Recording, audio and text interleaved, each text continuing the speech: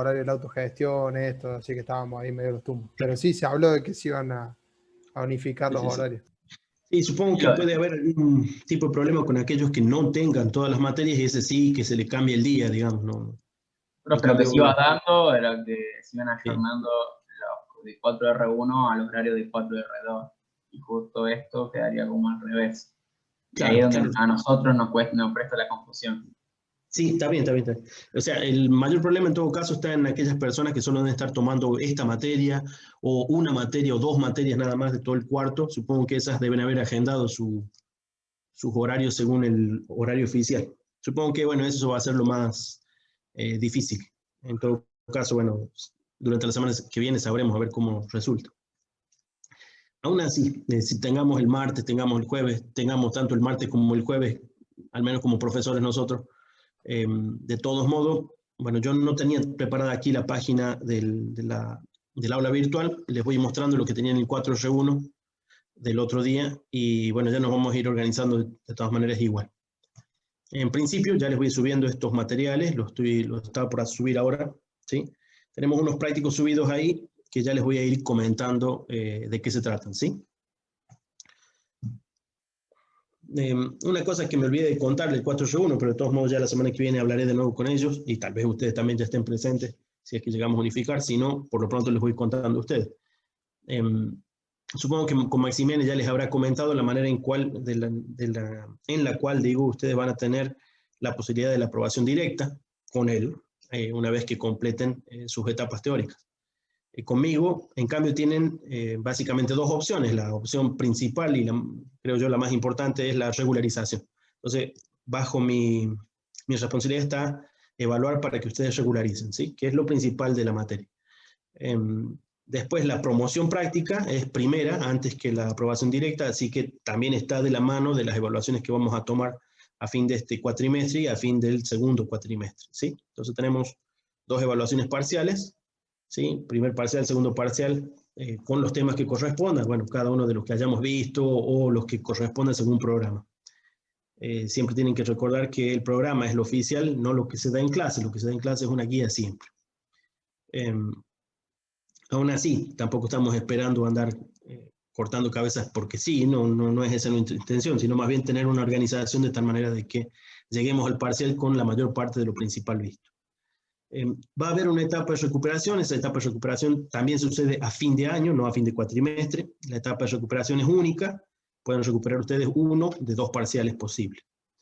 Este año sí hemos hecho un cambio, bueno, eso no importaría mucho cómo fue el año pasado, pero sí, si ustedes acaso supieron cómo fue, el recuperatorio no tenía la posibilidad de que les dé la aprobación directa, es decir, que iba al recuperatorio ya perdía la posibilidad de promociones o aprobaciones directas. Así que este año, bueno, lo hemos modificado un poco, tanto por la excepcionalidad de esta situación como para que tengan la oportunidad, llamémosle durante todo el año, de que la nota del recuperatorio les va a servir para pisar aquella nota que haya salido desaprobada y evidentemente muy baja. Es decir, que van a tener la oportunidad de desaprobar a pesar de, la oportunidad de aprobar directo o promoción práctica a pesar de ir al recuperatorio. Eso no estaba en las reglas del año pasado, este año las vamos a incorporar.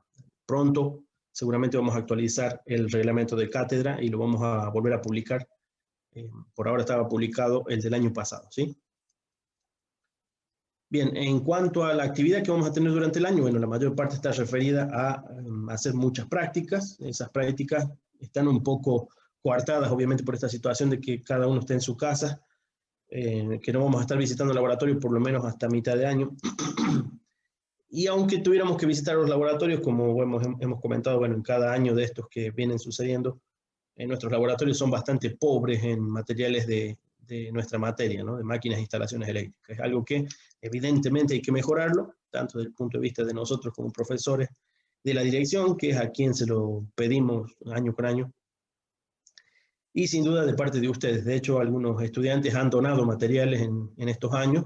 Obviamente que el aporte de los estudiantes se valora mucho, pero no es el grueso que debe cubrir la mayor parte de las necesidades de la cátedra, ¿no? Así que en este año que estamos, bueno, este medio año al menos, que vamos a seguir otro tanto tiempo a distancia, vamos a hacer alguna serie de prácticos que van a estar sin duda aprovechando el hecho de que ustedes están frente a una computadora y ahí utilizaremos toda la mayor parte de los recursos que tengamos disponibles para que las prácticas se acerquen a lo que en el programa tenemos de objetivo como entrenamiento, ¿sí? Veamos.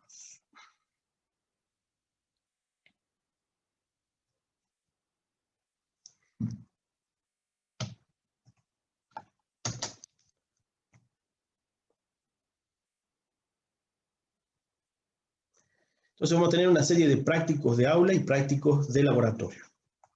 Los prácticos de aula van a estar guiados principalmente por los temas tratados en el libro de Fraile Mora, que probablemente ya se los haya recomendado el ingeniero Maximiani. En el libro de Fraile Mora, bueno, es un libro de tantos que hay dando vuelta por ahí. En la biblioteca tenemos varias copias del Fraile Mora, y hay muchos más, ¿no? Chapman y no me acuerdo, algunos otros que sabíamos utilizar.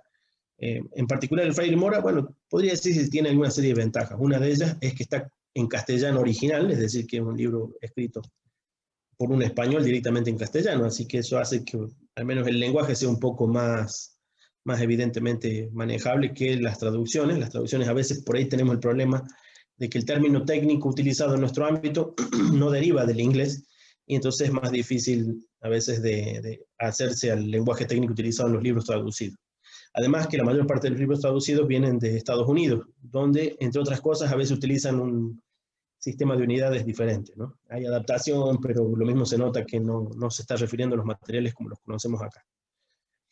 Bueno, en particular, entonces, aquí tenemos nuestro trabajo práctico de aula número 1, las prácticas de circuitos magnéticos, así que para hacer este práctico les recomiendo que tomen el libro de Fraile Mora, búsquenlo, al libro de Fraile Mora, andan dando vueltas por ahí las copias que obviamente no podemos compartirles porque estaríamos promoviendo nosotros el pirateo, así que no podemos subirles materiales de ese tipo.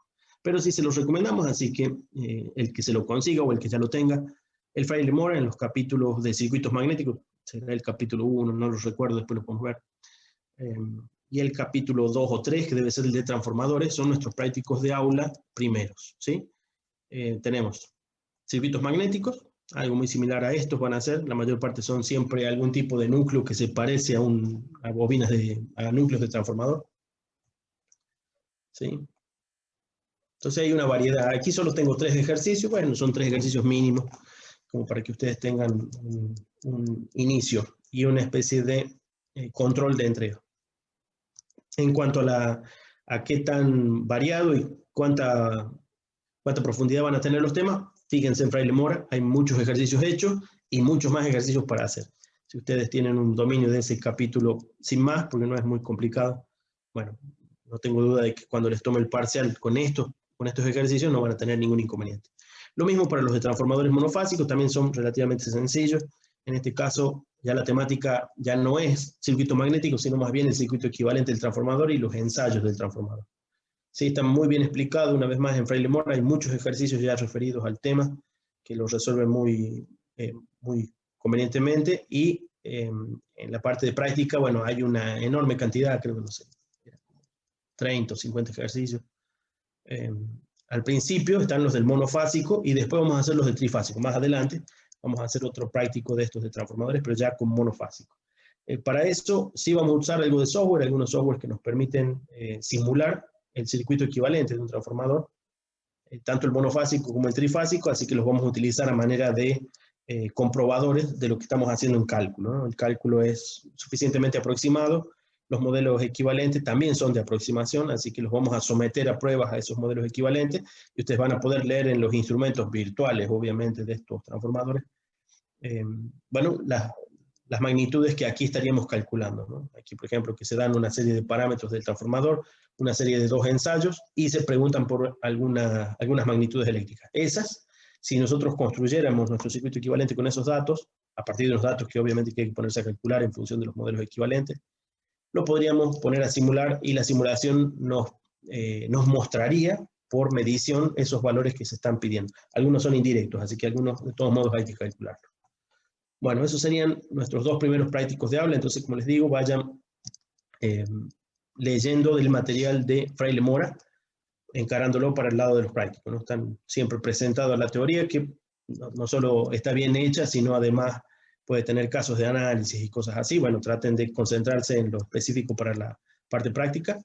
Y para hacer estos prácticos, aquí, bueno, yo los estoy pidiendo con muy pocos ejercicios. Siempre conviene hacer muchos más, porque con 3 ejercicios es bastante pobre, ¿sí? Estos son los que pido para entregas. Después me van a entregar esto en el sistema. Muy probablemente utilice el Classroom. Ya voy a ver si lo adapto al aula virtual para que ustedes hagan las entregas ahí. Por lo pronto todavía no he creado un Classroom para hacerlo, pero me suele quedar más cómodo a veces el Classroom. Después lo vemos. En cuanto a nuestros primeros prácticos de laboratorio, tenemos un práctico de laboratorio que es, bueno, un práctico constructivo. Entonces, nuestro primer práctico le pide a cada uno de ustedes que construya su propio PLC.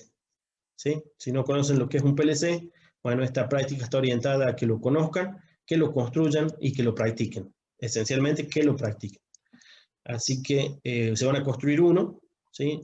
Yo no voy a evaluar si la placa está bien hecha o si han usado este o aquel método para construir el hardware. Lo que sí me interesa es que tengan un aparato de entrenamiento, ¿sí? Entonces, son relativamente accesibles construirse uno, así que por eso es que se los pido. Ustedes se van a construir uno y de acá al fin de este semestre tiene que estar presentado y demostrado. Como estamos aislados, bueno, ustedes me van a presentar no solo el informe, sino algunos cortos videos en los que se pueda comprobar el funcionamiento de este PLC.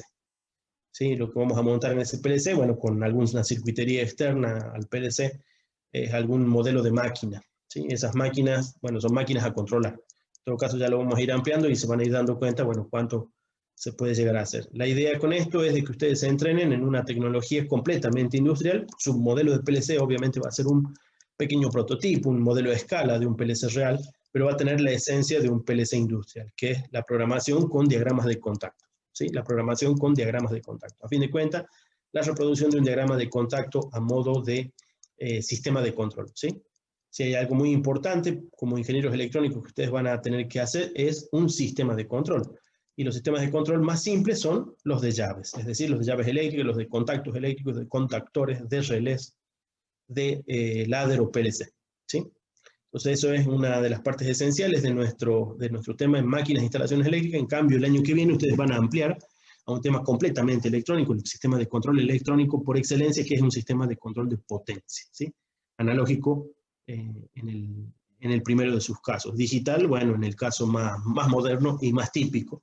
Y este es, bueno, una especie de híbrido, ¿no? Desde un punto de vista es digital, pero por otro lado tiene un modelado análogo al circuito eléctrico, ¿sí? Entonces, este PLC ustedes se lo van a poder armar con, entre otras cosas, podría ser con un Arduino, con un PIC, con una Raspberry. Y alguien me preguntaba, ¿qué tal los STM32, los de SGS Thomson, los microcontroladores que son, en ese caso, son los ARM, Cortex M0, M3, M4 y no sé si un M7. Bueno, el M3 al menos es fácil de conseguir, es barato, andaba en los 700 pesos aquí en Córdoba. Tal vez no están todos en Córdoba, pero bueno, pueden comprar por menos precio que ese si lo compran a distancia con algo de cargo por el envío. En el caso de los STM no he encontrado yo todavía, no he hecho una búsqueda completa, pero ustedes pueden llegar a hacerla si esa es su plataforma elegida. ¿Qué software van a utilizar con el STM? Ahí, bueno, habría que ponerse a buscar. Por lo pronto, lo que tengo... Sí. Una pregunta, ¿usar un Siemens Logo es viable? Bueno, no estaría mal. No estaría mal. ¿Vos tenés un logo? Sí, o sea, lo puedo usar si necesito. Claro. Bueno, no estaría mal aprovechar de un logo y usar su software. Está lindo, es muy lindo PLC y relativamente pequeño y de no muy alto costo. Pero bueno, de todos modos estamos en escala de otra cosa cuando es comprar. Lo que sí sería muy importante es hacerse un tablero de control para poder trabajarlo como entrenador. ¿Sí?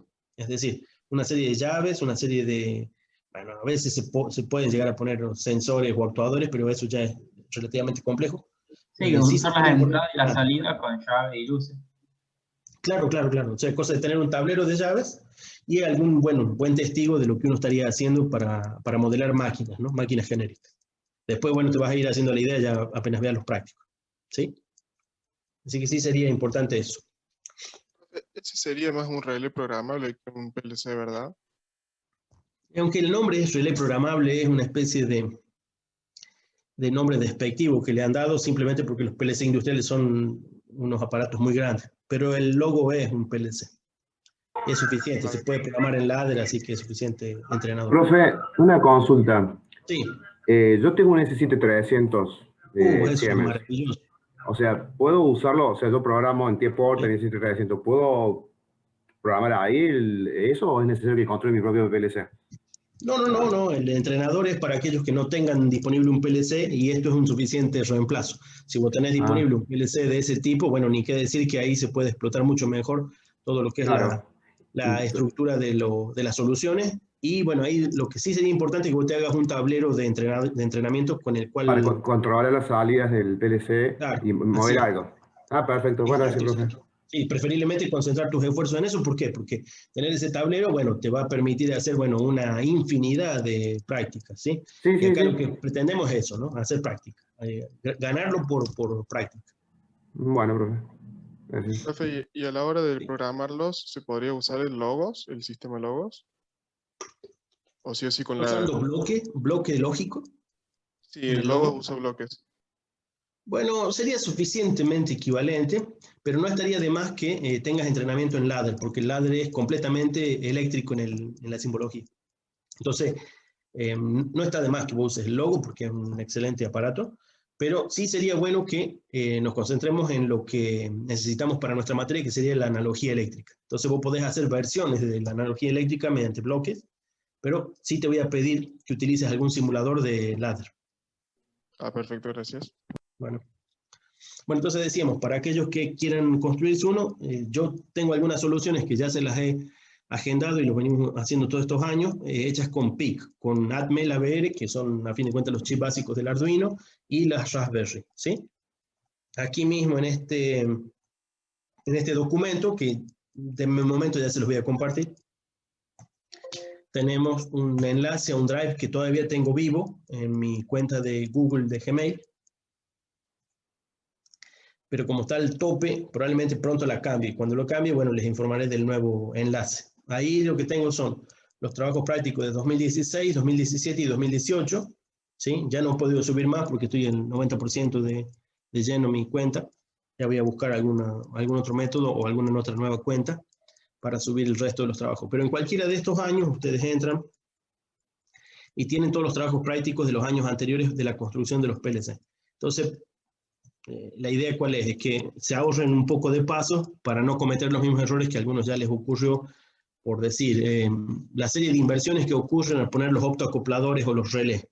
Pucha, me quedó en lógica negativa. Bueno, es porque no lo han conectado en la polaridad que corresponda. No es que esté mal, es que van a tener que trabajar con lógica negativa o ese tipo de cosas. Bueno, por ejemplo, aquí está el circuito del optoacoplador. Alguien que utilizó este tipo de montaje, bueno, en fin, estos usaron un Arduino simple. ¿Qué software usaron? Bueno, generalmente lo informan, no siempre. Estos hicieron el PCB de las entradas con optoacopladores. ¿Sí? Pueden usar, no hace falta que se hagan un PCB diseñado, pueden usar un PCB universal, pero sí tienen que estar bien soldados, porque si lo hacen con protoboard, nunca anda bien, ¿no? Siempre hay un cable que falla. Bueno, aquí estos usaron, por ejemplo, LD Micro. ¿Sí? Bueno, volviendo a esto, digamos, entre estas tres plataformas, ¿qué software se deben utilizar? Bueno, tenemos el LD Micro, es un simulador y es un programador.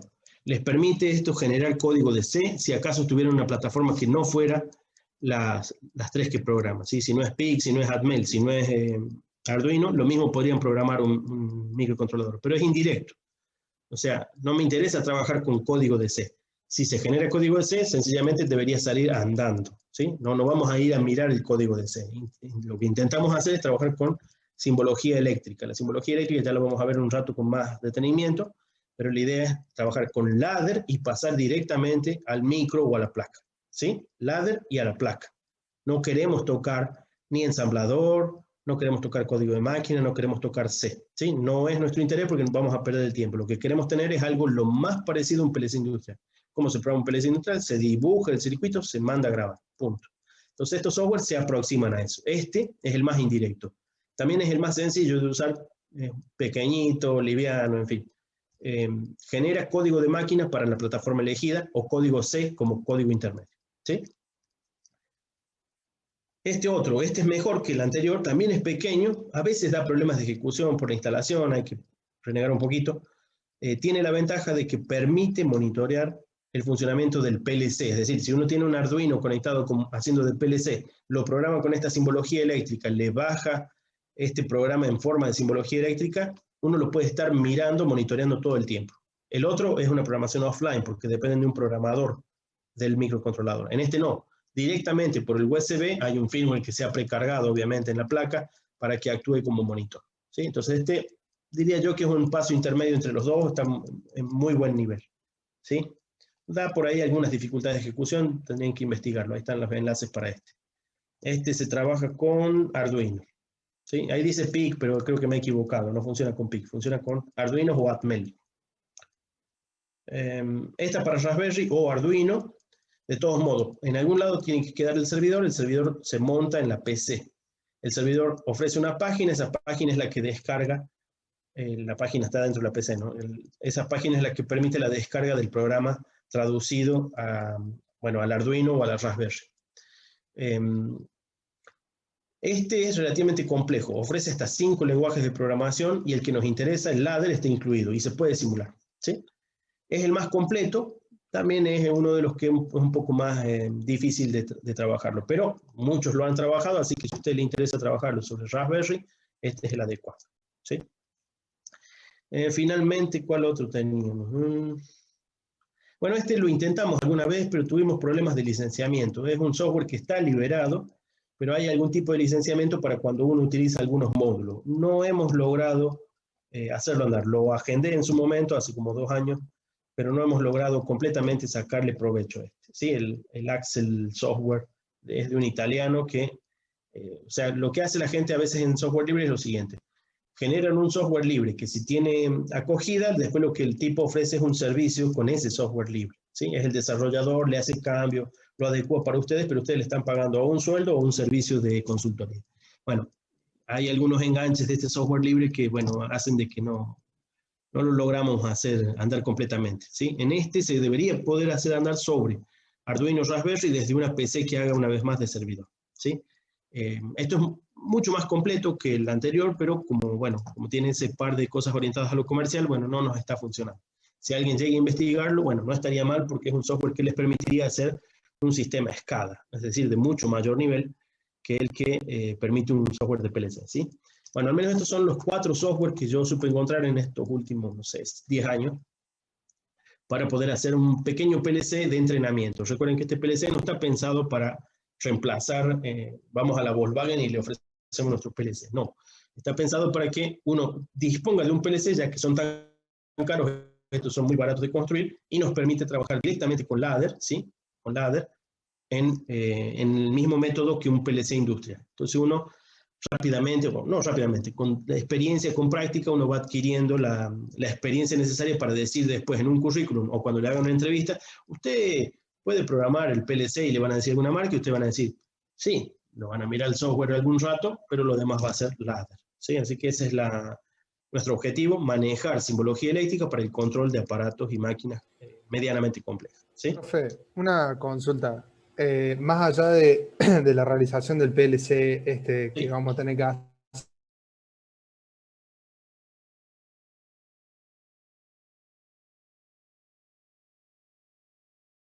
hacer, hay que hacer. En algunos informes son unas llaves mecánicas, ¿no? Es decir, como si fueran no me acuerdo si había algún, bueno, ahora no lo voy a encontrar, pero son llaves de retención mecánica, ¿no? Uno que deja prendida o la deja La apagada. llave de palanca. Así que un buen tablero con todas las entradas con llaves. Las llaves de ¿Perdón? palanca serían. Sí, llaves de palanca. Las llaves de palanca vienen esas, las metálicas, bueno, hay algunas otras variantes. Pueden usar otra cosa más, pero lo importante es que la llave se quede en una posición, no que sea un pulsador, ¿sí? Mucho de la actuación en el PLC se trabaja por pulsador, pero como nosotros necesitamos simular una serie de situaciones distintas, nos conviene que la palanca se quede en un solo lado, es decir, o solo prendida o solo apagada todo el tiempo. Una llave ¿Podría ser un deep relativamente común, switch? ¿sí? Es una llave inversora a fin de cuentas. Sí, un switch. No digo los deep switch que son Entonces, chiquitos. es un poco inconveniente por el tamaño, los van a romper muy rápido, digamos. Y si no, va a ser muy incómodo, van a trabajar ahí con un escarbadiente ahí y se van a cansar. No está mal al principio, pero son muy incómodos para hacer mucha práctica, ¿sí? Debería ser algo un poco más resistente o más grande, preferiblemente. Así que busquen el punto que sea cómodo. Entonces, no menos que unas llaves para oficiar de sensores o de actuadores, perdón, de sensores o pulsadores que generalmente en las máquinas Profe, están ¿por qué no presentes. pulsadores? En la salida... ¿Por qué de ¿Perdón? palanca y no pulsadores? Eso no entendí. Y bueno, porque en una máquina podría haber 4 sensores que estén prendidos y otros 4 apagados. Bueno, cuando se te acaben los dedos, vamos a comenzar a ver si los pulsadores son cómodos. Okay. ¿Sí?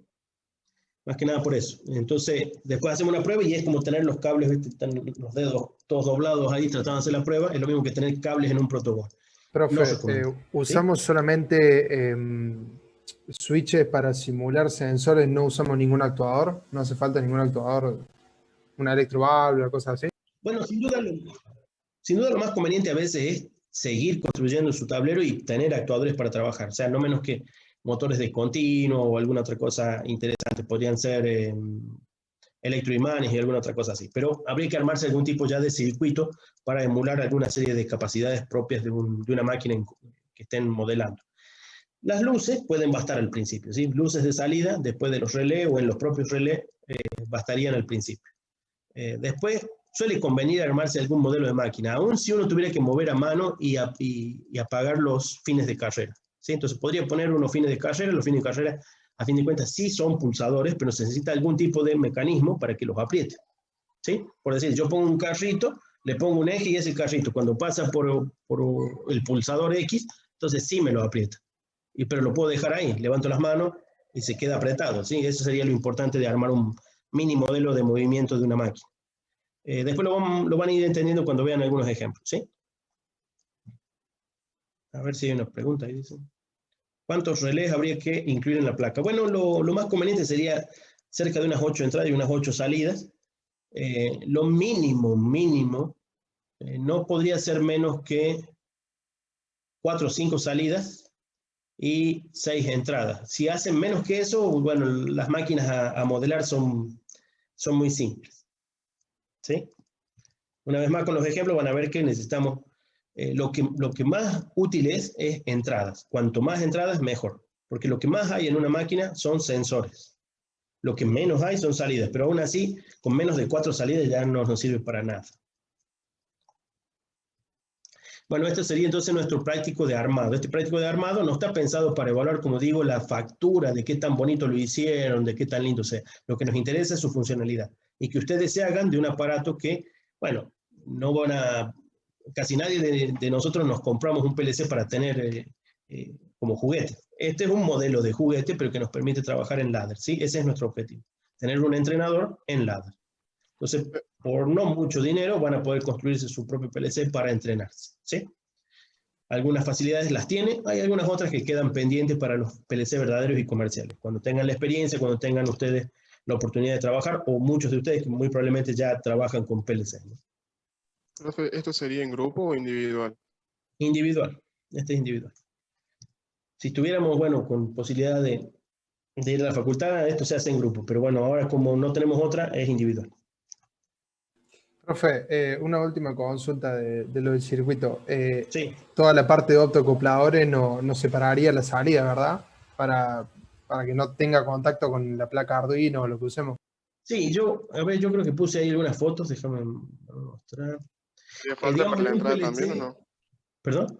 ¿Haría falta también para la entrada de los optocopladores o solamente para salidas? Bueno, hay diversos. Por ejemplo, si ustedes utilizan esto, ya está autoacoplado. ¿Ven? Ahora, si hacen lo que estos hombres, por ejemplo, que usaron, aquí pusieron los dedos de protección, el transistor de amplificación, no sé qué bueno, todavía le queda algún riesgo por la falta de aislamiento, pero no estamos trabajando tampoco con unos relés monstruosos, fíjense que son relés comunes de 5 voltios, ¿está bien? No estamos trabajando con un contactor directo. Obviamente que un contactor directo va acá afuera, ¿no? Así que aquí estamos salvados, pero sin duda que el mejor circuito es optoacoplado a la salida también, ¿ven? Ahora, ¿qué significa que esté optoacoplado a la salida? Bueno, en una verdadera industria tendríamos rieles de 24 voltios de corriente continua y podríamos alimentar los relés sin necesidad de que comparta la masa con la alimentación de nuestra placa. Bueno, en la casa de uno generalmente no va a ocurrir, generalmente ustedes van a tener compartida la masa. Así que en ese sentido los optoacopladores quedan un poco ociosos, ¿está bien? Pero nada quita de que con este tipo de conexiones ustedes después sí puedan aislar eléctricamente en algunas pruebas que necesiten hacer. Quiere decir que aunque sean aparatos relativamente pequeños y hogareños, sí que sirven como aparatos de prueba, ¿sí? Ustedes van a después a tener situaciones en las que lo pueden utilizar para probar algún proyecto mayor propio o incluso que llegue a ser para algún trabajo de ustedes, ¿no? Ya no un trabajo académico. Bueno, sí nos interesa tener algún simulador. Hay simuladores desde el Arduino a la PC, ¿no? En Windows estábamos utilizando el WinLadder. Eso generalmente se lo facilito yo. Después les voy a pasar unos enlaces. No hay problema de usar otros. De hecho, todos los que mostramos hoy son todos simuladores. Este simula. Este también simula. Y estos dos también simulan. Así que cualquiera de ellos que usen ya pueden comenzar a hacer parte de las prácticas que vamos a pedir. Alguien preguntaba ahí qué es ladder. Bueno, ladder, ahora lo vamos a explicar un poco, pero sí vendría a ser la parte de software que emula los circuitos eléctricos, ¿sí? ¿Alguna otra pregunta por acá? A ver, hay unas preguntas ahí, no las he leído, disculpen. Profe, ¿para cuándo tendremos que tener el PLC construido? Bueno, en este semestre se evalúa, perdón por lo de semestre, pero en otro lugar le llaman así estos cuatrimestres. Ahora, en este cuatrimestre, ¿sí? En este cuatrimestre, antes de que termine el cuatrimestre, tienen que entregar informe y video de funcionamiento. O sea que lo podemos entregar cualquier día, digamos, dentro del cuatrimestre. Así es. Sí, pero antes de que termine el cuatrimestre, tiene que estar terminado. Este cuatrimestre es de entrenamiento, bueno, una parte de él, intensivo para el ladder. ¿Sí? Más los trabajos de aula que después los vamos a también simular, pero con otro tipo de entorno. ¿Hay otra pregunta que quedó pendiente por ahí? Bueno, nada más parece. ¿Alguna otra pregunta?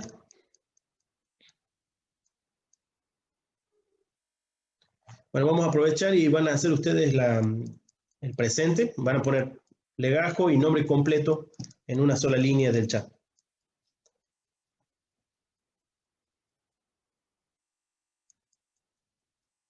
Bueno, mientras tanto les cuento entonces nuestro trabajo de laboratorio 2. Nuestro trabajo de laboratorio 2 está referido, casualmente, el trabajo práctico que van a estar construyendo. Cuanto más construyan y cuanto más pronto lo hagan, de hecho, va a ser más adecuado para hacer estas prácticas con circuitos verdaderos, ¿sí? O sea, uno siempre modela por simulación y después necesariamente va a ir y trabaja sobre el hardware. Así que cuanto antes lo tengan, mejor. De hecho, el Arduino o algunas otras placas de microcontrolador con entradas con llaves y salidas con LED ya comienza a ser su entrenador de PLC, ¿sí? Lo demás que hemos dicho que hace falta, ¿para qué? Para que puedan conectarlo ustedes con motores, con sensores de 24 voltios o de algún otro tipo de norma eléctrica, ¿sí?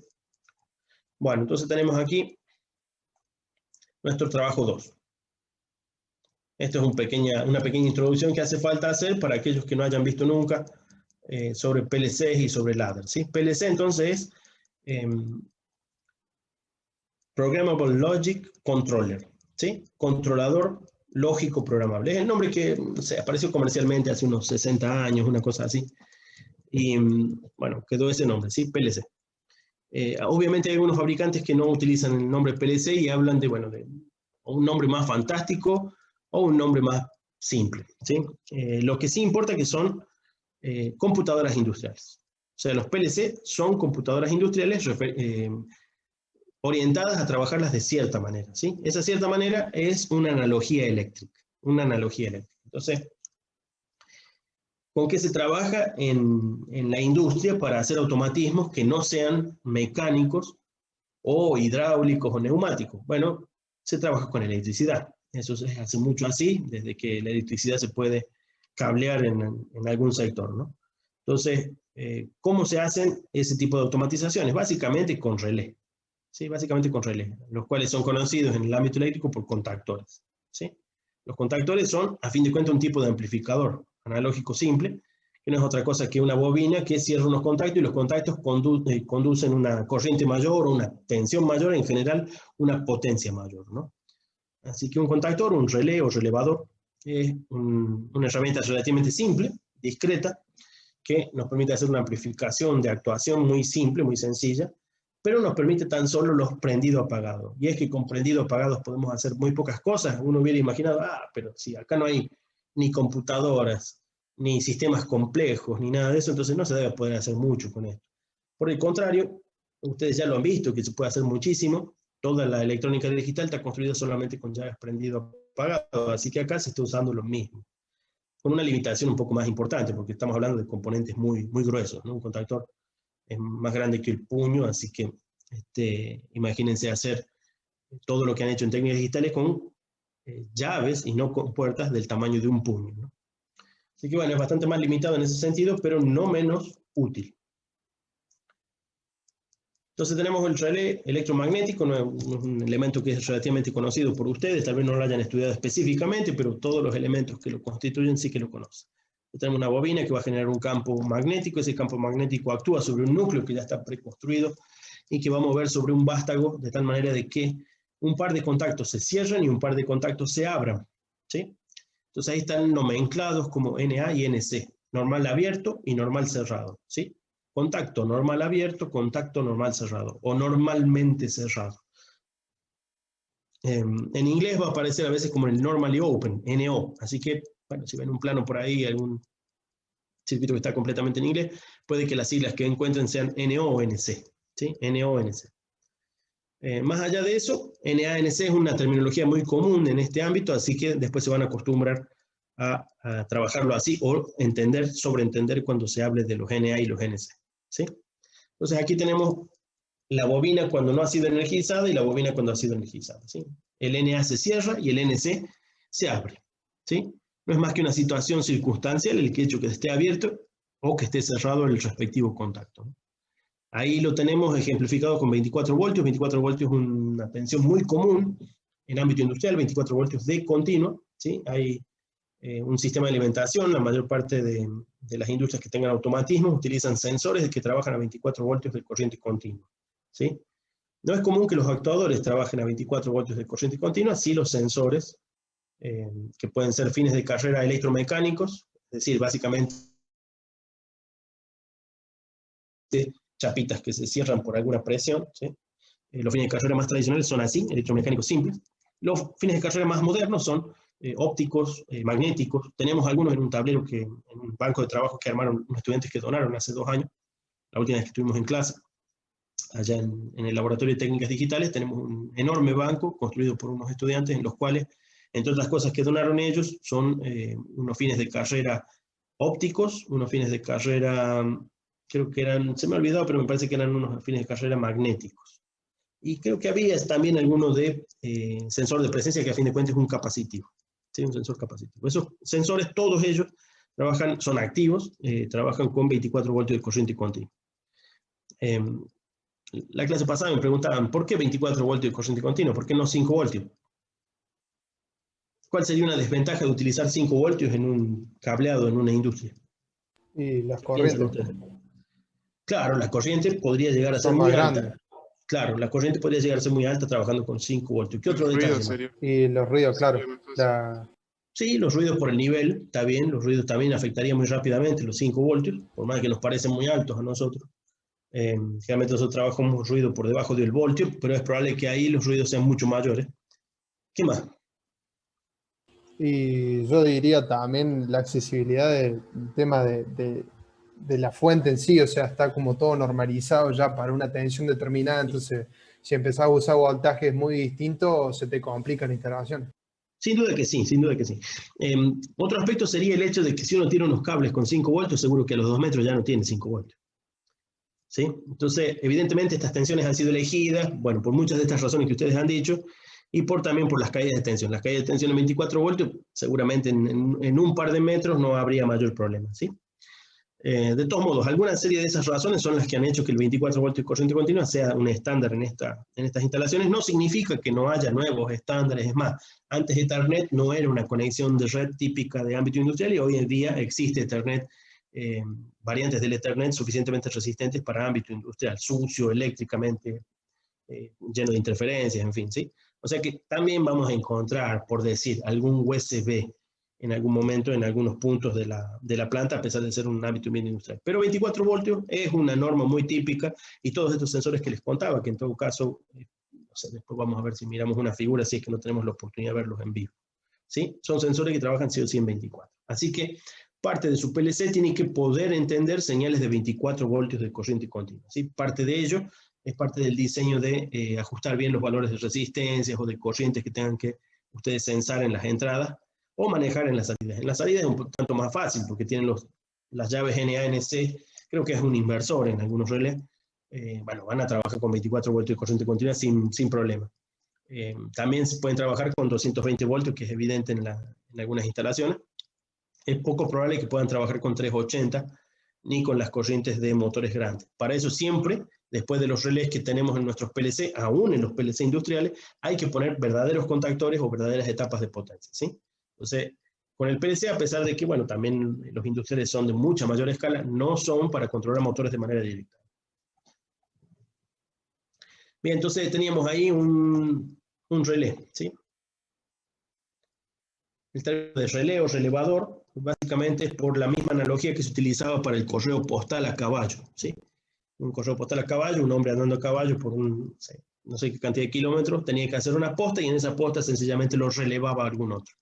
El sistema de Morse apareció más o menos para la misma época en que estos correos eran muy comunes en los Estados Unidos, y Morse, que bueno, siendo inglés, vivía en Estados Unidos, desarrolló su sistema de señalización eléctrica, más o menos para la misma época en la que estos correos eran muy importantes.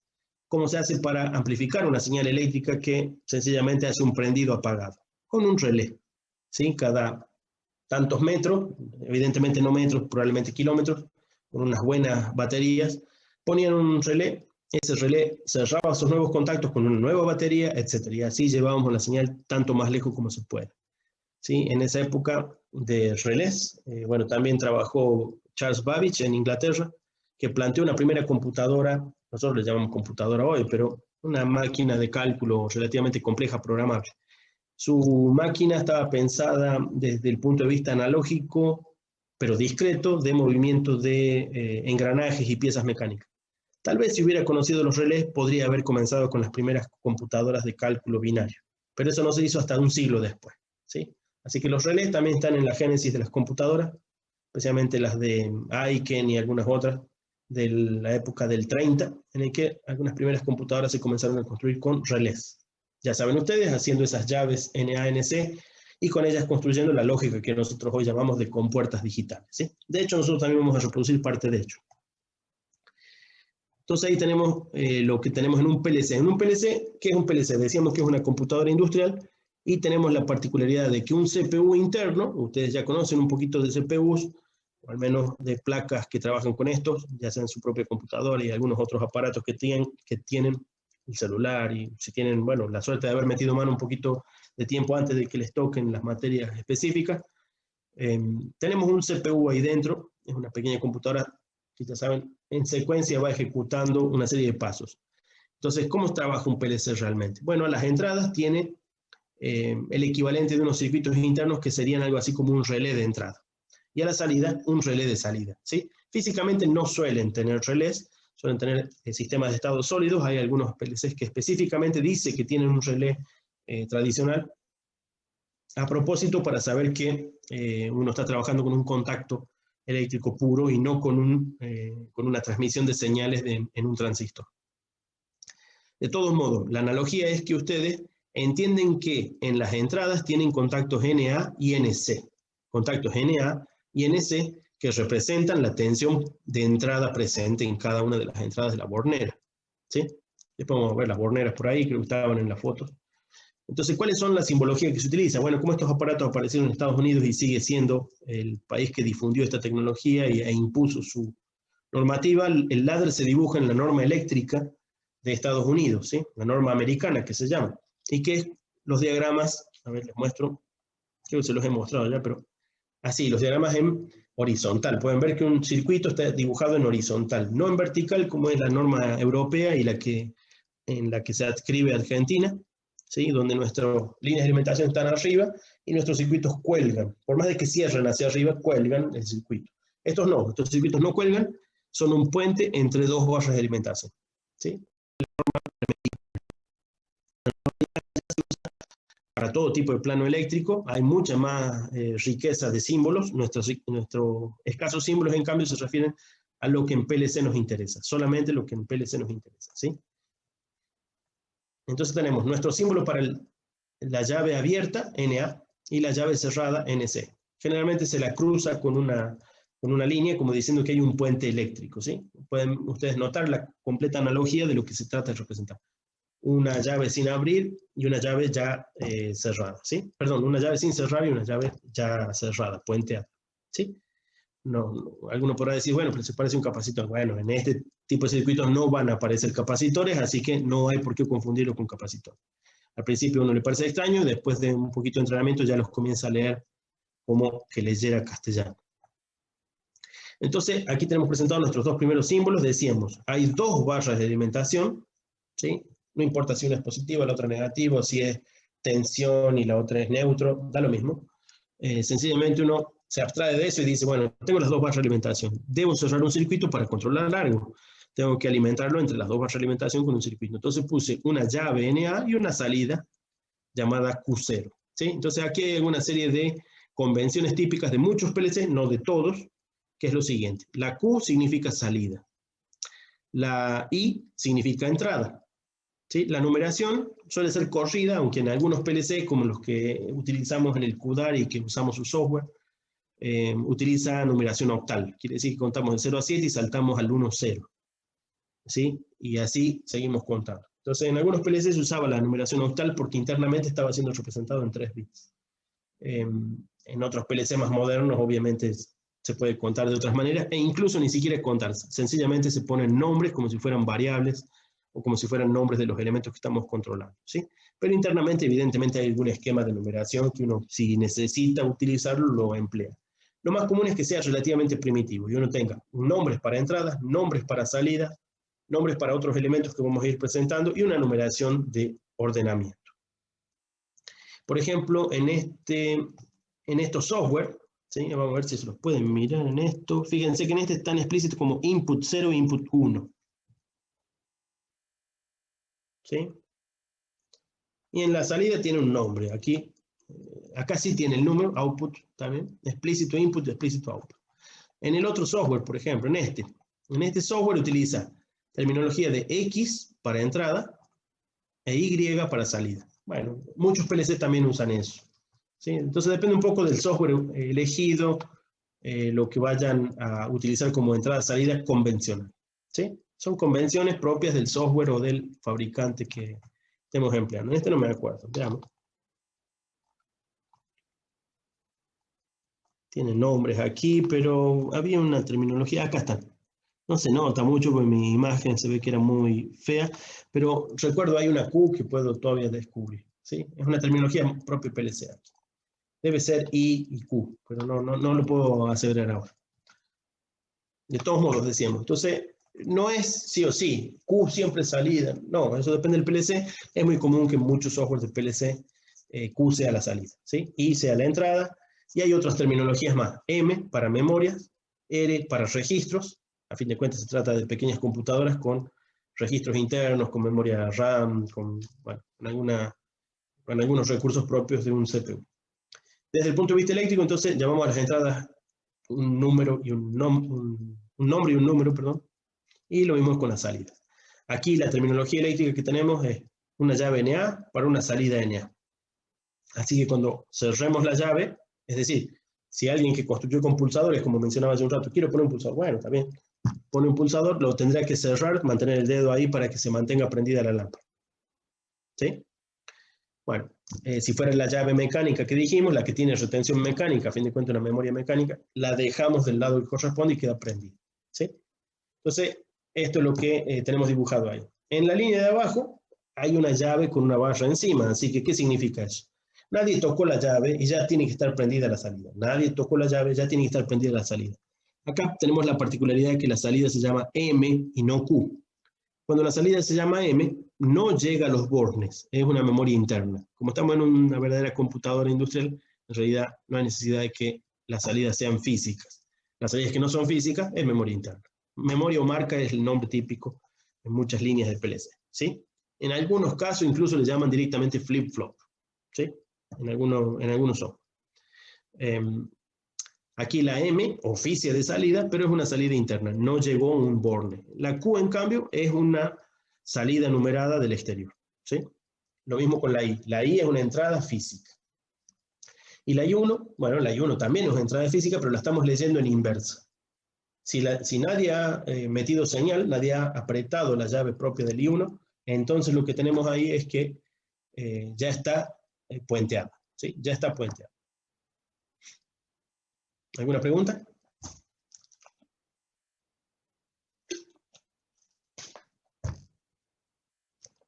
Aquí he puesto las ecuaciones booleanas correspondientes, como estamos en circuitos simples, son ecuaciones booleanas simples también, ¿sí?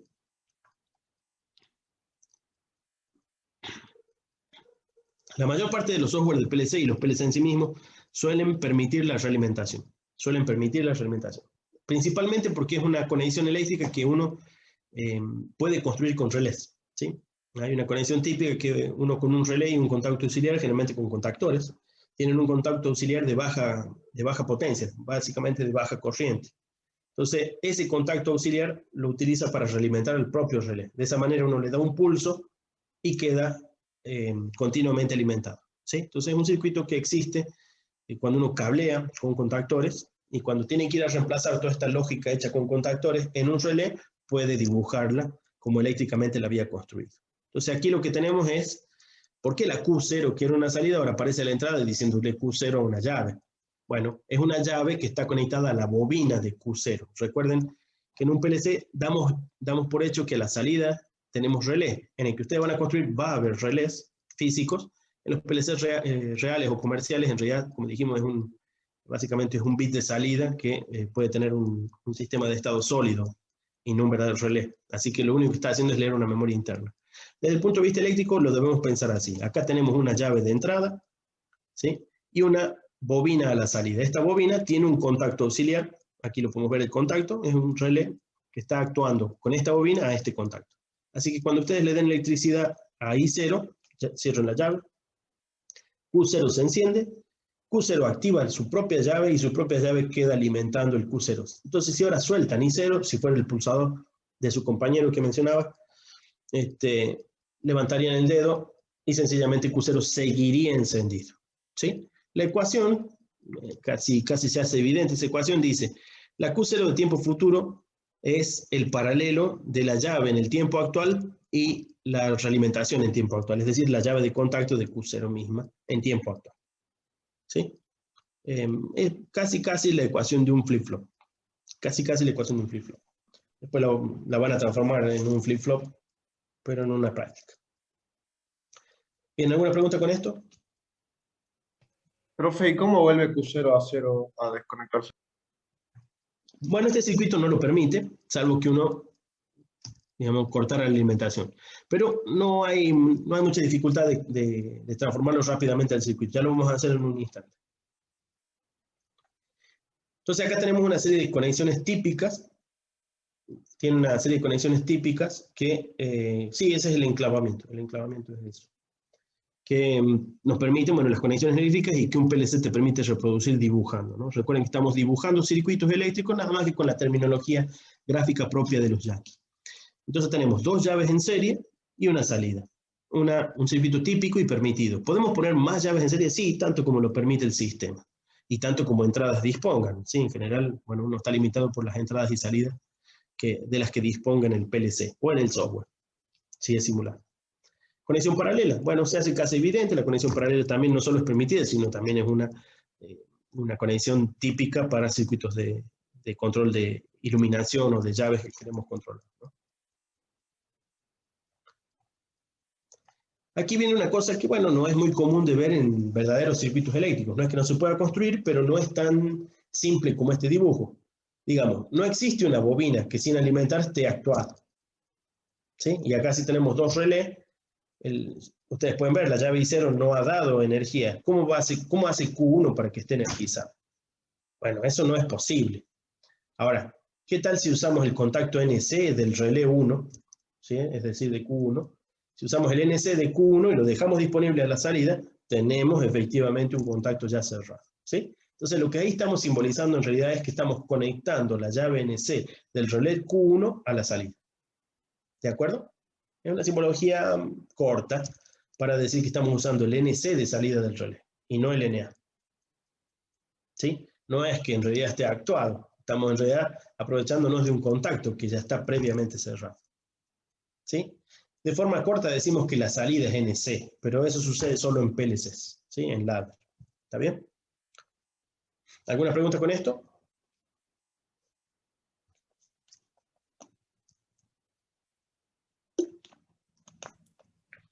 Bueno, la terminología de Boole hubiera sido esta, ¿no? Q0 es igual a I0, mientras que la Q1 negada es igual a I0. Aquí sí importa mucho dónde está la negación. Como pueden ver ustedes, la negación no está en I0. Uno la podría llevar al otro lado, pero eso sería como despejar la ecuación, ¿sí? Estamos dando por sentado que es a Q1 a la que hemos negado, no a la I0. Bueno, aquí está el circuito de autoenclavamiento completo, el circuito más sencillo y más útil del sistema de control, el mínimo circuito de control que necesitamos para prender y apagar una máquina, ¿no? Casi se nos hace obvio, pero no es tan obvio cuando uno, bueno, ya lo comienza a sofisticar, ¿no? Uno se pone sofisticado y ya después dice, no, pero yo me gustaría prenderlo con la misma llave. Bueno, construye usted el circuito si eso es lo que quiere, y ese es un práctico que van a tener que hacer. Entonces, aquí tenemos nuestro primer circuito de control, y este es el punto importante de los sistemas de control con llaves, con contactores, con diagramas eléctricos. Es lo más importante que tenemos para el control eléctrico, ¿sí? Algo tan tonto como prender y apagar, ¿sí? Pero esto lo puede hacer tan complejo como se quiera cuando la máquina es relativamente, bueno, desde el punto de vista del control, simple. Aquí tenemos entonces una llave I0 conectada en paralelo con el contacto auxiliar de Q0, siendo Q0 un relé de salida, por lo tanto, la Q0 como entrada es su contacto, no la bobina. La bobina está alimentada luego de un serie con una llave I1 que está conectada como NC. ¿De acuerdo? Entonces, ahora sí tenemos el circuito de autoenclavamiento completo que nos permite tanto encender como apagar. Este circuito se conoce a veces como start-stop, marcha parada, autoenclavamiento, y hay varios nombres más, ¿sí? La terminología en los diversos libros de origen diverso, que sé yo, en libros colombianos se lo llaman, no sé, de otra forma. Pero uno siempre termina entendiendo que se trata de este circuito. Es lo más importante, bueno, reconocer el circuito y saber construirlo. Esto no es difícil de armar, como dijimos, esto en contactores se arma muy fácilmente y es un circuito muy típico. En ladder se lo dibuja al menos, por lo menos de esta manera. Hay una variante que en todo caso después la vamos a ver con otra referencia que vamos a utilizar. Pero este circuito es el principal y esencial del control de prendidos y apagados, ¿sí? Acá tenemos entonces nuestro circuito de autoenclavamiento. ¿Cómo trabajaría esto? Bueno, lo mejor sería ponerlo a simular. Después ustedes van a tener esa oportunidad de someter este circuito a simulación para hacer las pruebas necesarias. Pero lo veamos un poco. Recién lo hicimos con un circuito muy similar. Si yo cierro por un instante la llave I0, el puente N1 nos permite pasar de largo hasta Q0, así que ya la estaríamos encendiendo, ¿sí? Ya tenemos Q0 encendido.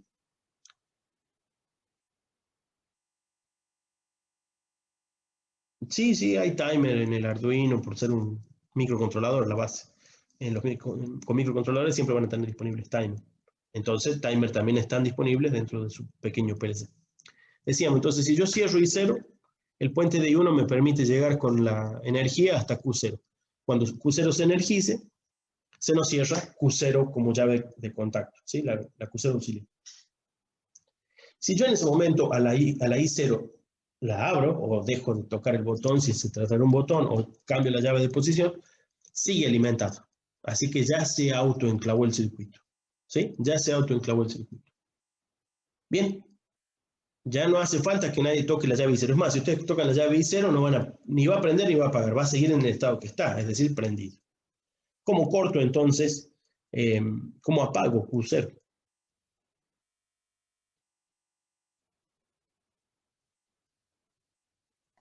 Abriendo I1. Así es, tocando I1, abriendo I1 por un instante, ¿sí? O aún si lo dejáramos abierto, bueno, ya está, quedó apagado. Si lo dejan abierto, obviamente va a quedar apagado. Pero si lo abrieran y lo volvieran a cerrar, ya no va a disparar de nuevo, porque en el momento que lo abren, Q0 se desenergiza, el contacto auxiliar se abre y el I0 no estaba haciendo de puente porque quedó abierto. Así que Aquí tenemos un circuito simple que con I0 dispara y con I1 corta. Tanto I0 como I1 deben actuar aquí sí como pulsos. No significa que una vez más vayan a poner pulsadores a sus entradas porque son incómodos de trabajar cuando uno hace pruebas complejas con máquinas elaboradas. Pero sí que el trabajo principal del autoenclavamiento está pensado para trabajar con pulsos. No con pulsadores exactamente, sino más bien con pulsos. Aún así, los mandos que tienen ustedes de control de una máquina que tiene un botón rojo y un botón verde son pulsadores. ¿Sí? Son pulsadores y son este tipo de circuitos el que lo pone en marcha. Como dijimos, hay una variante de este circuito que después lo vamos a ver, ¿sí? En principio sería algo así como lo siguiente. Si ustedes arman su flip-flop con NOR, este es el circuito. Si arman el flip-flop con NAND, es otro circuito. Ahí tenemos la ecuación. Hay una práctica para demostrar que el flip-flop con NOR y el flip-flop con NAND son equivalentes de estos circuitos que vamos a armar con llaves, ¿sí? Bueno, después ahí se muestra también el set y reset. El set y reset evidentemente no son circuitos eléctricos, ¿sí? Pueden ver ustedes aquí que esto no hay posibilidad de construirlo con un circuito eléctrico. En realidad ya es una función típica de un circuito electrónico programable que hace uso de un par de instrucciones. Pueden ser el equivalente de esto, pero definitivamente ya no podemos decir que esto es una completa analogía eléctrica. En general no los vamos a usar, ¿sí? No vamos a usar set y reset propio de los PLC, porque estaríamos entrando ya en la parte de software. No es que no queramos aprenderlo, ustedes pueden aprenderlo, pueden practicarlo, pero no les voy a pedir yo que hagan set y reset. Les voy a pedir que usen autoenclavamiento. ¿Por qué? Porque queremos tratar de ser fieles a circuitos eléctricos de control. Y esa es la parte que nos interesa. Es decir, que el día que ustedes no dispongan del PLC ni de ningún circuito equivalente, ¿qué van a hacer? Van a construir este circuito eléctricamente, ¿sí? Con llaves, con contactores, con relé, lo van a poder construir tranquilamente. Y ese es el punto que nos interesa. En cambio, si yo le doy esto, van a estar probablemente llorando a las puertas de Electrónica Argentina pidiéndoles que les vendan un flip-flop, ¿sí? Así que no es ese nuestro objetivo es circuito eléctrico, ¿sí? CRC aquí está a propósito informativo, ¿no? Sí hay, lo que preguntaban por ahí, temporizadores en los PLC, los hay. Contadores de eventos, los hay. Tanto los temporizadores como los contadores nos dan la pauta de que estos sistemas de PLC no son solo prendidos y apagados. Permiten hacer cuentas discretas y hasta se puede suponer que el tiempo, a fin de cuentas, se lo maneja de una manera, bueno, llamémosle analógica, ¿sí? Hay algunas otras funciones que son propias de un CPU que están traducidas al PLC. Bueno, este es nuestro entrenamiento. Estos son los ejercicios que vamos a comenzar a hacer y casualmente ya que las técnicas digitales que ustedes han aprendido durante el tercer año en Técnicas Digitales 1 son también análogas a esto y de hecho son un pariente directo. Yo hubiera querido, para mí al menos, aprender primero a trabajar con llaves y después con compuertas. Pero lo aprendí al revés y creo que a ustedes les está sucediendo lo mismo si es que no lo aprendieron al revés. Es decir, ¿cómo es que esas compuertas y esos dibujitos tan bonitos andaban solos? Bueno, ustedes lo han visto en la parte de tecnología de Técnicas 1, había que construirlo con transistores, qué sé yo, pero acá lo van a construir con algo más esencial, llaves simples. Entonces tienen que construir la lógica, la compuerta lógica I, la compuerta lógica O, la NOT, la NAND, la NOR, la SOR. No pedí la XNOR, pero bueno, está a la vuelta de la esquina hacerla, sirve de entrenamiento. Y a partir de ese punto, después de haber construido cada una de estas compuertas con llaves, en no menos de dos circuitos, dos tipos de circuitos, diría yo como pauta como ayuda. Dos circuitos, ¿cómo? Bueno, usen de De Morgan y van a poder, usen De Morgan, perdón, y van a poder lograr no menos que un par de circuitos para cada solución de estas, ¿no? A partir de ese punto nos interesan los circuitos secuenciales que también van a existir en este punto necesariamente por existir una memoria. ¿La memoria cuál es? El flip-flop de el autoenclavamiento, que no es otra cosa que una memoria de un bit, ¿no? Entonces, si tenemos circuitos secuenciales, podemos construir, bueno, cosas más complejas. Hay ahí un par de puntos referidos a construya o demuestre que cierto flip-flop es este circuito de autoenclavamiento. En todo caso, después, como les dije, vamos a ver una variante del autoenclavamiento. Y a partir de ese punto vamos a comenzar a trabajar con máquinas. Queremos controlar máquinas simples que se van a ir poniendo cada vez más complejas. ¿Sí? Acá tenemos un cisterna o tanque de 2 niveles y un control de presencia de agua. Una bomba simple, o sea que solo es un prendido apagado, pero miren, ya tenemos 3 sensores. ¿Sí? 3 sensores o fines de carrera son sinónimos para nosotros. 3 sensores, una salida. Así que lo más importante en una máquina es medir, sensar. ¿sí? La actuación, o sea, ¿cuántas veces podría apagarse o prenderse la Q0? Bueno, depende de muchas situaciones y combinaciones de las entradas y si estuvo prendido, si estuvo apagado, bueno, ese tipo de cosas. O sea, que lo que nos interesa, a pesar de lo que hubiéramos creído que con unas cuantas llaves no puedo hacer nada, no, aquí tenemos, ya podemos controlar el tanque de agua de la casa con alguna sofisticación. Quieren hacer un montacarga o un pequeño ascensor, también lo vamos a construir con circuitos de llaves, ¿sí? Bueno, y hay algunos otros referidos a temporización, en fin, al semáforo, a un montacarga ya de 3 pisos o ascensor de 3 pisos, ¿sí? Ya se pone complejito. Una de nuestras máquinas más complejas por ahora va a ser esta grúa, que tiene unos lindos desafíos, ¿sí? Básicamente lo que sería un pequeño CNC en XY, acá al menos no aparece el Z todavía, pero podría considerarse que la prensa, esa especie de gancho, es un Z. Así que estaríamos haciendo la circuitería básica de una máquina muy sencilla XYZ, un CNC simple, sin control de posición intermedia, por controles extremos, ¿no? De un extremo al otro, de un extremo al otro, de un extremo al otro. Sin embargo, nos va a permitir hacer muy diversos movimientos.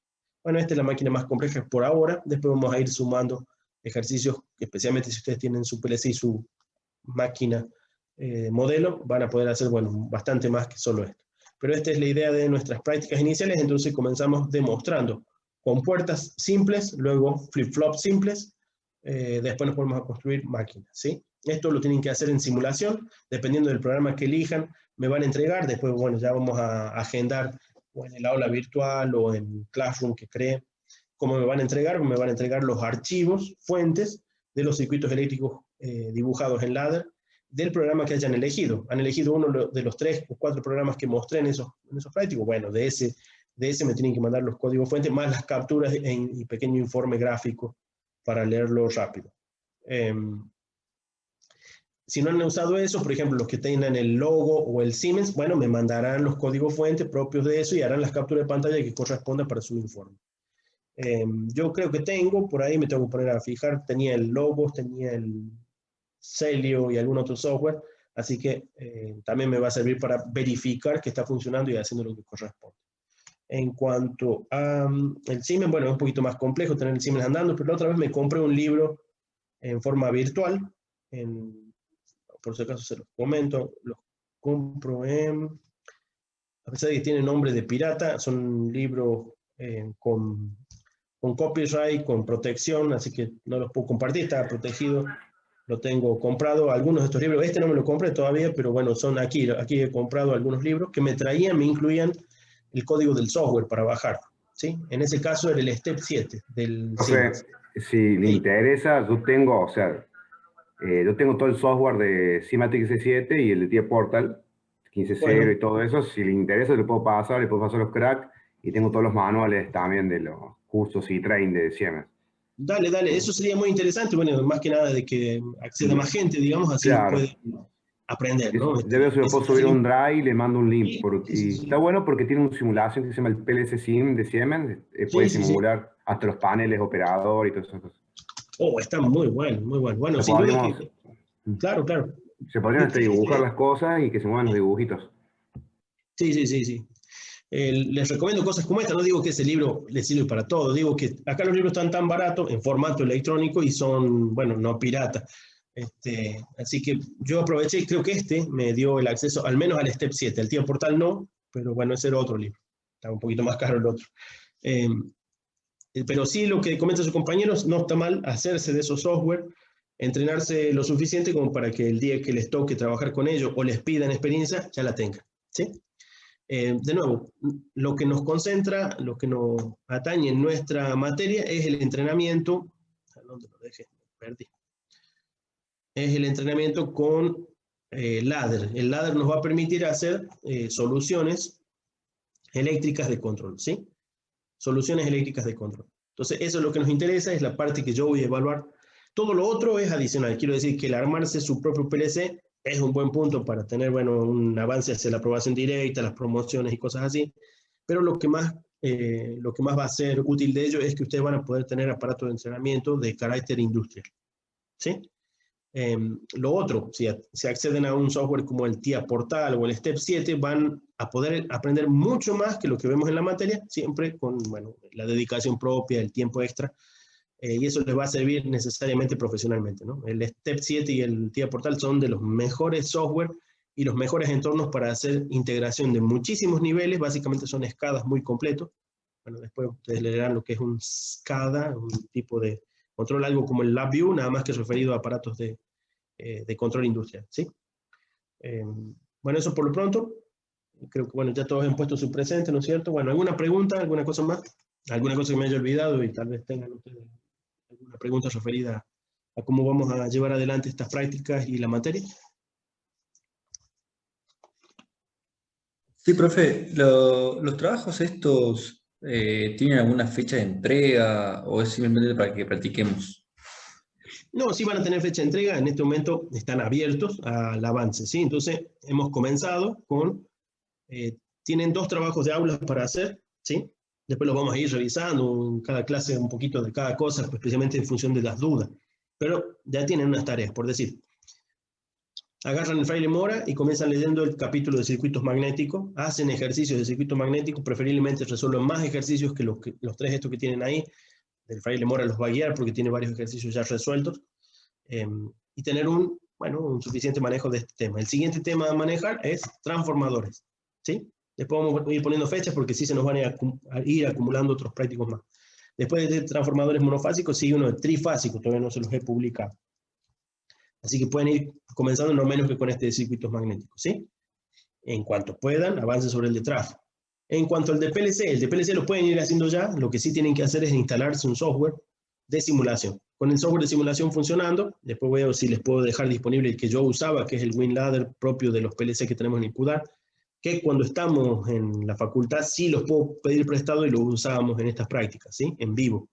Así que sin importar que tuvieran su propio PLC, también usábamos un PLC industrial. El que tenga, bueno, software de Siemens, software de Schneider o el que sea, bueno, ni qué decir, use eso también. También tienen estos software, uno de esos software andando les permite ir encarando las prácticas de esta guía, ¿sí? Luego sí, vamos a poner unos términos para ir avanzando sobre nuevas prácticas. En este cuatrimestre vamos a hacer, supongo yo que unos 4 ejercicios de aula y unos 3 de laboratorio, más o menos, ¿sí? Así que, bueno, ya tienen tarea, el asunto es entrenarse. ¿Alguna pregunta más? Profe, ¿estos trabajos ya están subidos en algún lado para verlos? Todavía no, los dejé en el 4R1, pero estaba tratando de duplicarlo en el 4R2, déjeme ver. Estaba por... no. Aquí ya se los voy a publicar en un ratito, ¿sí? Van a quedar algo así. Están en por ejemplo, en la página del 4R1. Ahí están los 4 trabajos. Ya les pego en un momento más, aquí en el 4R2, los mismos archivos, ¿sí? Profe, ¿hace falta matricularse en la VESA o automáticamente si estamos anotados ya no nos va Creo a que ir? era automático en este caso, pero mira, revisemos un poquito, a ver. Sí, yo soy del 4R2 y me acabo de fijar y estaba, pero no estaban los archivos, pero es por Claro, eso. claro. 59 participantes, estimo yo que sí son los mismos. Bueno, acá debería yo entrar en la autogestión para ver si es que los encuentro. Creo que están bien, 59 automatriculados. Sí, el profe Maximiani nos agregó a todos, dijo. Creo que es automático, pero de todos modos, sí, después va a ser importante. ¿Por qué? Porque los exámenes parciales o algo así los vamos a estar verificando por aula virtual. ¿Acá cuánto decía que tenemos? 53. Bueno, se ve que hay algunos más ahí. Digamos, solo para aclarar, no sé si ya se han ido algunos, no se ve nadie. Bueno, les agradezco porque está fuera de hora, pero autogestión es donde en realidad está la nota de ustedes, ¿sí? Autogestión. Ahora, conviene estar matriculado porque a veces la publicación de parciales o la verificación de parciales está hecha en aula virtual. Después vamos a ver si Maximiani o yo lo estamos utilizando en la aula virtual para eso. Lo que quiere decir que si ustedes no están en autogestión, no están inscritos. Si ustedes no están en aula virtual, bueno, va a depender de que nosotros la usemos para evaluarlos, ¿sí? ¿Alguna pregunta más?